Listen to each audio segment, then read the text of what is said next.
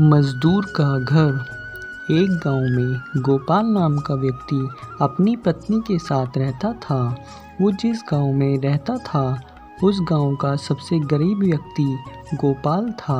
वो फैक्ट्री में मजदूरी करके थोड़ा बहुत पैसा कमाता था। उसके पास रहने के लिए एक पक्का मकान भी नहीं था। कच्चे मकान में ही वह दोनों रहते थे। खाने के लिए 2 समय की रोटी भी नहीं थी और न ही अच्छे कपड़े थे। गांव वाले गोपाल और उसकी पत्नी को जलील करते थे। उनकी कोई इज्जत तक नहीं करता था। एक दिन मधु अपने घर से पास में ही बने एक कुएं से पानी लेने जा रही थी, लेकिन गांव वाले उन दोनों को वहां से पानी नहीं भरने देते थे और वहां से भगा दिया करते थे। एक दिन गोपाल की पत्नी बहुत निराश और गुस्से में थी। वह अपने पति से बोलती है, सुनिए जी, हमारी क्या गलती है इसमें? हम गरीब हैं तो क्या हुआ? यह गांव वाले हमारे साथ इतना बुरा क्यों करते हैं? बल्कि हमने तो गांव में किसी का कभी बुरा नहीं चाहा। भाग्यवान तुम चिंता क्यों करती हो? मैं हूं ना। एक दिन देखना, ये गांव वाले हमारे पास मिलने के लिए लाइन लगा देंगे। मजदूरी कर इतने पैसे भी नहीं कमा पाता हूँ जितने बाकी कमा लेते हैं, लेकिन देखना हमारा भी एक अच्छा घर होगा। गोपाल दिल का बहुत अच्छा था। वो कभी भी किसी के साथ बेईमानी नहीं करता था।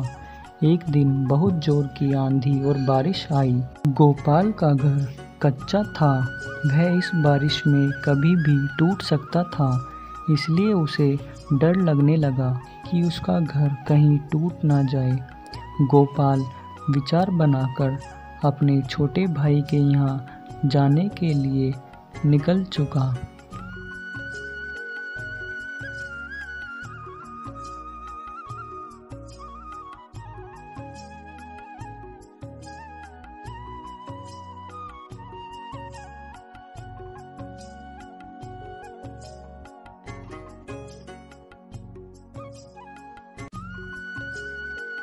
अरे रामू, हे रामू, जरा नीचे आ भाई, मैं आया हूँ।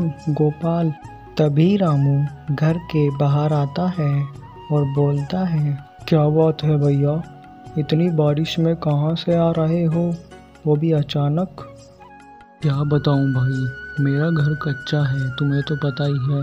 वो बारिश की वजह से टूटने वाला है, तो मैंने सोचा मैं आपके यहाँ ठहर जाऊं। चलो चलो अपना काम करो, मेरी पत्नी मुझे घर से निकाल देगी, जाओ यहाँ से। ऐसा कहकर रामू अंदर चला जाता है और उसके भैया भाभी मुंह लटकाए नीचे खड़े रह जाते हैं। गोपाल की पत्नी घर आकर विश्राम करने लग जाती है, लेकिन गोपाल की आज की बात सुनकर नींद ही उड़ जाती है, क्योंकि आज उसके प्यारे छोटे भाई ने उसे अपने घर से निकाल दिया था।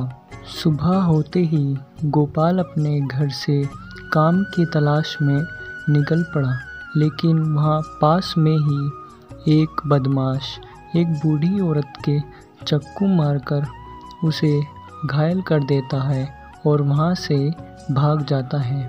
तभी गोपाल यह सब देखकर भागा हुआ आता है।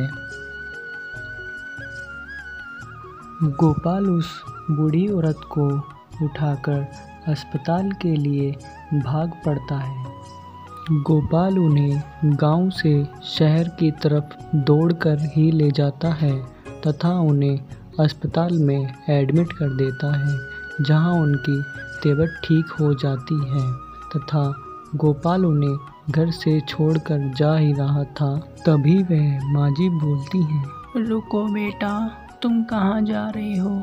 मेरी कोई भी संतान नहीं है, क्या तुम मेरे साथ रहना पसंद करोगे? यह सुनकर गोपाल रोने लगता है। माँ जी, मेरे छोटे भाई ने भी मुझे घर में सहारा नहीं दिया, लेकिन आप फिर भी मेरी पराई होके मुझे अपने घर में आसरा दे रहे हैं, आपका बहुत बहुत शुक्रिया। फिर वह भावुक होकर रोने लगता है तथा गोपाल को अब एक अच्छा घर तथा एक परिवार भी मिल जाता है। वहाँ वह खुशी खुशी अपनी पत्नी और एक माँ भी मिल जाती है, जिनके साथ वह खुश रहने लगता है।